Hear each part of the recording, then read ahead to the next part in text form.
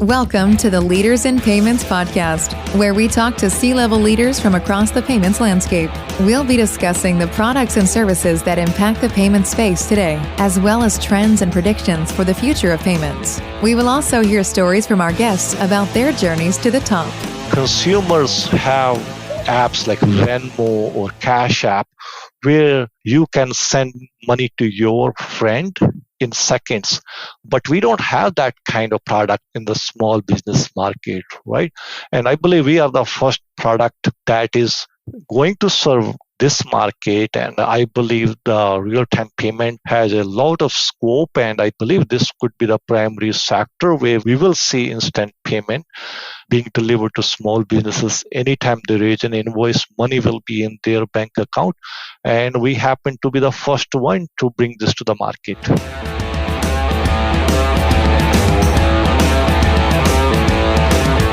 That was Nick Chandi, CEO and co-founder of ForwardAI, and he is my special guest on this episode 224 of the Leaders in Payments podcast, and I'm your host, Greg Myers. Nick has a degree in engineering, but his passion is for vision, strategy, and execution, and all revolving around the world of payments. ForwardAI is a technology company with a truly distinct offering. Their core product, Precise API, connects to multiple accounting systems that function as the main control panel at any given business. With this integration, customers are able to push data and provide their accounting information to any one of their clients. They also offer a product called Forwardly that specifically targets the small business market for cash flow optimization.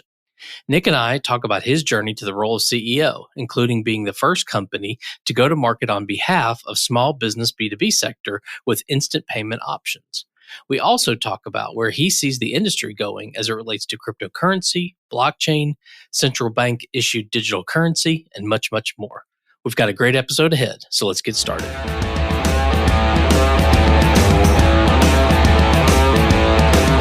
Hi, Nick. Thank you for being here and welcome to the Leaders in Payments podcast. Thank you, Greg. Thanks for having me. Absolutely. So let's just dive right in. So if you don't mind, tell our audience a little bit about yourself, maybe where you grew up, where you went to school, where you currently live, a few things like that. Thank you. Yes, so I am the CEO and co-founder of ForwardAI. I currently live in Vancouver in Canada. And I was born and raised in India, but I came to Canada around 26 years ago. I went to a university here, University of Victoria, had some education in computers and IT, and I just live in this beautiful city in Vancouver today. Okay, great. Well, let's talk about the company, ForwardAI. So tell our audience what ForwardAI does. We are a technology company and we have two distinct products, and one is built on top of the other. Our core product is Precise API, in which we connect to multiple accounting systems that I call the main operating systems of a business, like a QuickBooks Online or Xero. So our technology connects to these accounting systems. We can pull data, we can push data, and we can provide that data to anyone, any bank, lender, or fintech. If you need to provide a business solution around payments or lending or underwriting, you can use our Precise API. And second solution we have is our Forwardly product. That is a kind of cash flow management solution built on top of our core Precise API. At the back end, we use the same integrations that we provide to our clients. And our Forwardly app, it's a kind of cash flow management app that allows small businesses to receive instant payment from their clients in the real time, currently using RTP and in the future using FedNow. Okay. So let's talk about the first product. And you mentioned a few verticals, banks, fintechs, and others. Is it built specifically for those verticals, or that just has naturally been who's been attracted to it? If I look back at my journey, Greg, I have been working in the accounting domain for over 20 years. And I had a successful exit in 2019. And that was a business that we built working with accountants and bookkeepers and building IT solutions for them, like building custom integrations with the QuickBooks or those kind of things. And after building that one, after selling that company, we got the opportunity to work with some banks and lenders during the PP, and we found that there's a need in the market where businesses need an easier way to share their data with the bank or lenders. And banks were also looking for, or lenders were also looking for a simpler and easier solutions where they can request access to the financial data of their clients right inside the main customer journey. So we saw a niche, and because we already had the knowledge and we already had the technology building these integrations, so we re-engineered our code and we provided the same solution as an API. So that solution is now today globally scalable, can meet local jurisdiction requirements in any country. And we have clients in US and UK, Australia, and New Zealand, those countries using our API solution. Okay. And for that product, is your go-to-market strategy going directly to the end customer, or do you mainly market through channels? We are going directly to end customers, and we had a sales team that was outreaching to them. And currently we are building some kind of automation on those ones so that we can leverage a component of the product-led growth, so that could be some efforts that are marketing driven instead of a sales driven. Okay.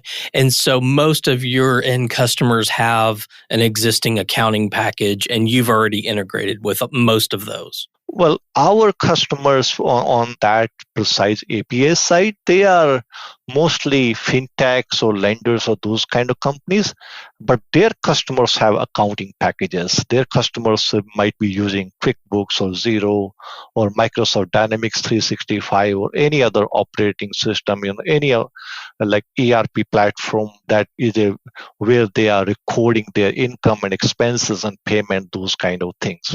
So we are just an intermediary between their clients and our customers, so that it's easier for them to request access to the accounting data from their customers. Okay.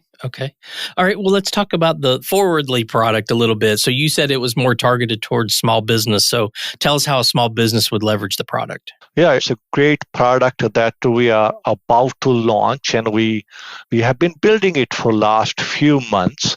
So the way technology works is on our platform is business owner, they need to connect to their accounting system. So when they connect their accounting system, we can fetch all your accounts receivable, the invoices, the amount and due date, all those kind of things. Then our customer tells us which bank account they would like to receive the payments in. So now we have two sources of data, accounting system and bank data. And we built this functionality in the app where they can request payments from their clients.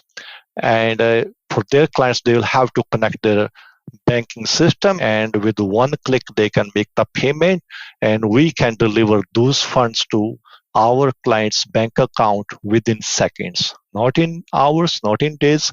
We are using the RTP payment network from TCH. Okay. And you have plans to integrate the FedNow product as well? Yes, we are working with a service provider, and the last discussion I had with them, they told us, their technology is going to support FedNow as well when it becomes available in July. Okay, great. Well, what would you say differentiates your company from your competitors out there? We are very different, Greg. If you step back and we look at how small businesses are receiving payment today.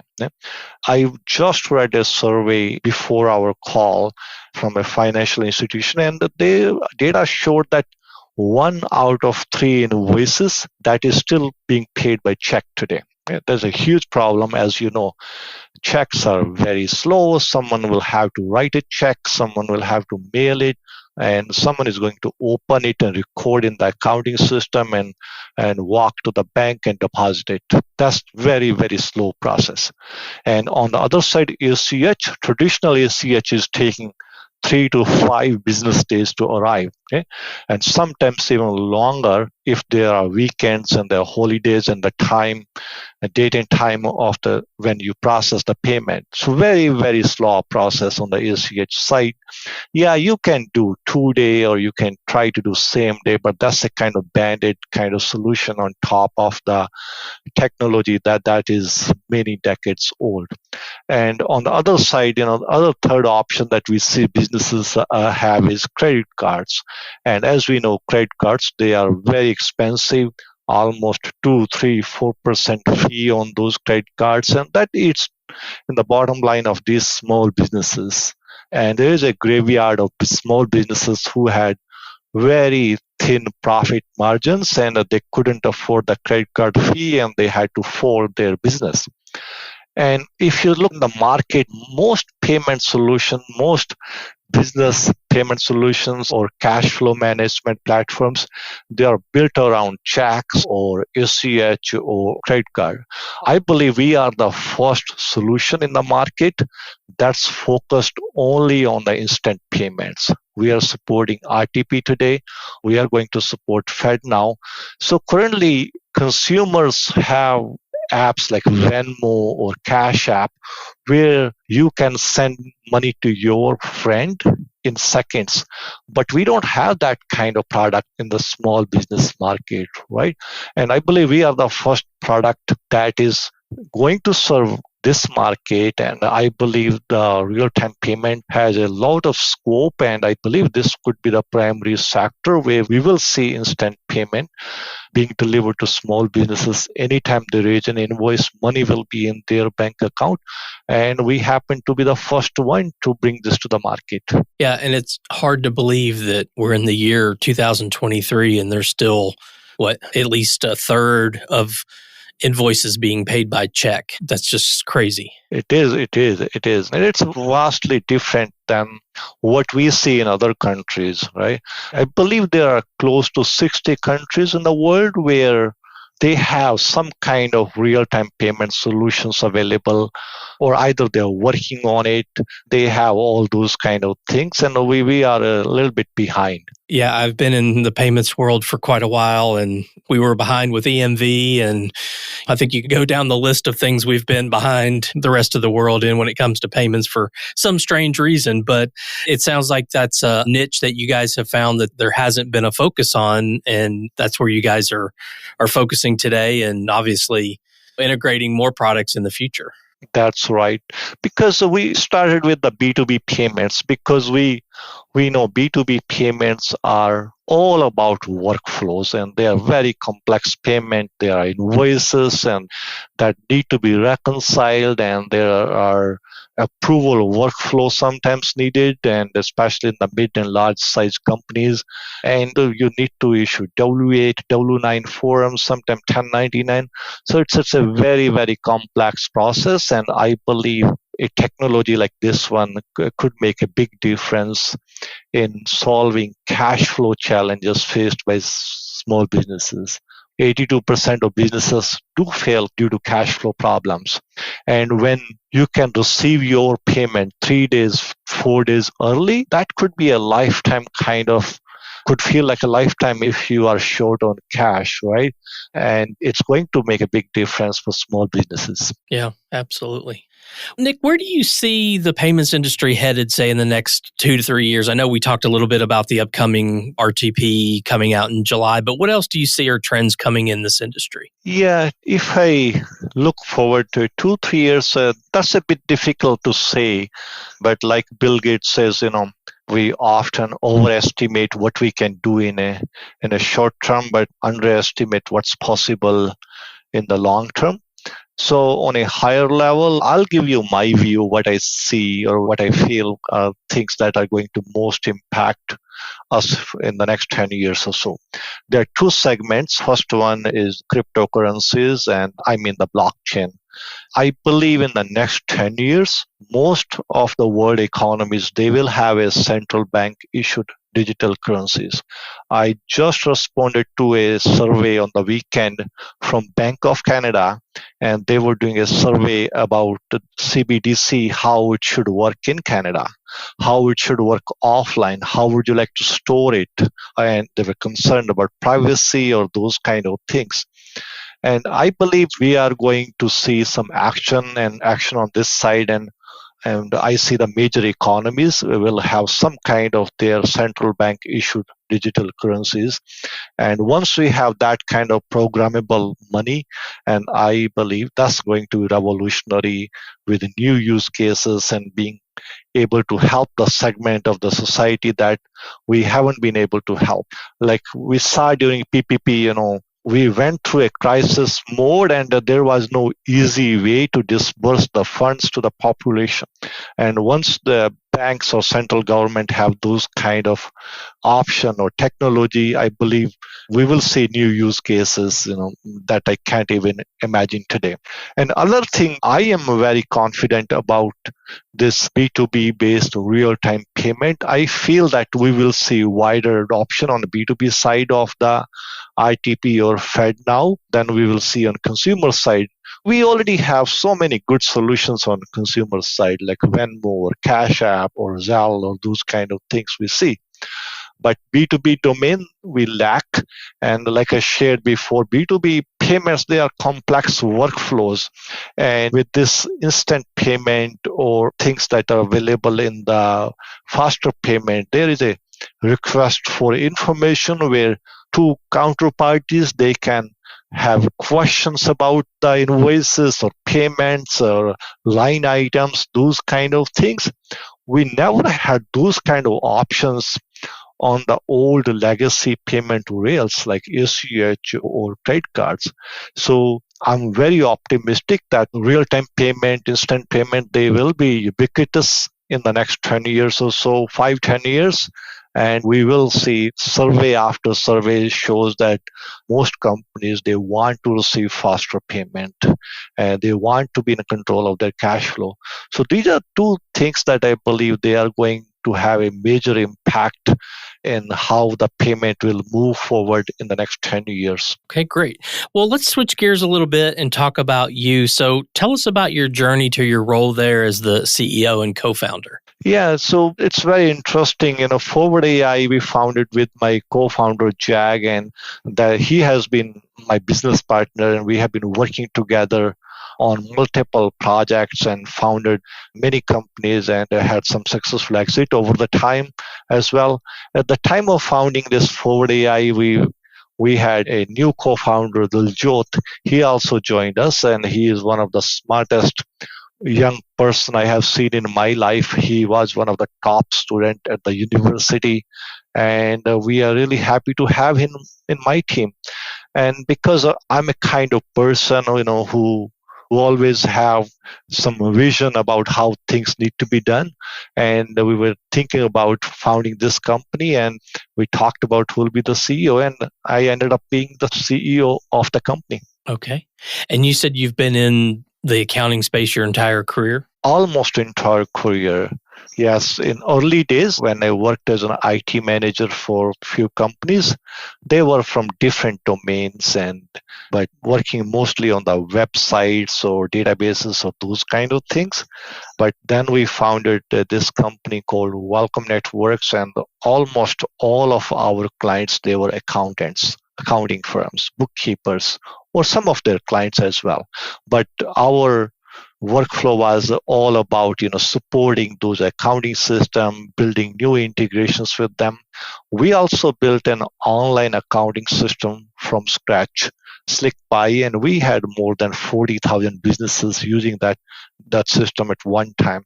So we have very, very deep understanding how accounting systems work, how data is being stored, how small businesses are using that kind of data, and how they intend to use in the future as well. Okay.